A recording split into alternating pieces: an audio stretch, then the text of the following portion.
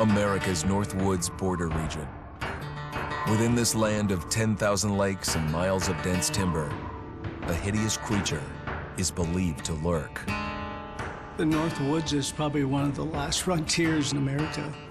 There's still a lot of places in this area that hasn't been set foot by man. Monsters and mysteries exist here because it is remote. Up in the North Woods, winters are long. In times of biting cold and isolation, a devouring monster is believed to come forth. It's terrorized native people for generations. Growing up, I was told, like, don't go outside, the Wendigo will get you.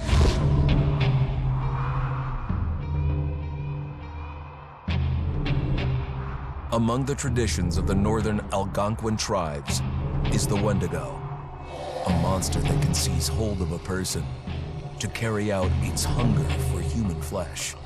Many Native Americans fear even talking about this Wendigo, and even the mention of the name will let the Wendigo find out where you are, and it will open you up to be possessed by this Wendigo.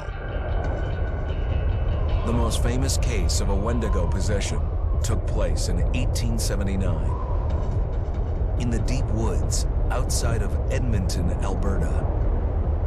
Swift Runner, a Cree Indian, was a trapper and a guide. He had left town the previous autumn with his wife, 6 children, and his mother.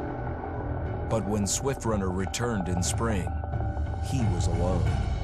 Swift Runner came into a nearby village telling this heartbreaking tale. I had to watch them starve to death. Of his family being killed by starvation, and that he was the only survivor. My whole family gone. It wasn't hard to understand a family falling victim to a brutal winter. To even not. Yet something was suspicious about Swift Runner. He was a strapping man, and he came into town weighing over 200 pounds. It didn't look like somebody who had just weathered a terrible winter. He wasn't malnourished, didn't look like he was starving. He looked healthier than ever. After a few nights, it became clear that something was wrong. He started having night terrors, screaming in his sleep. I am the Wendigo! Villagers alerted the police. Swift Runner actually guided them back to his winter cabin. When they got there, that's when they saw the true horror.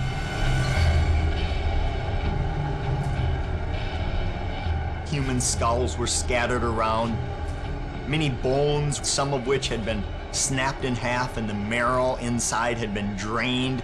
They had never seen anything like it. Swift Runner had killed his entire family, shooting them, hitting them with an axe, strangling, and then eating most of their bodies.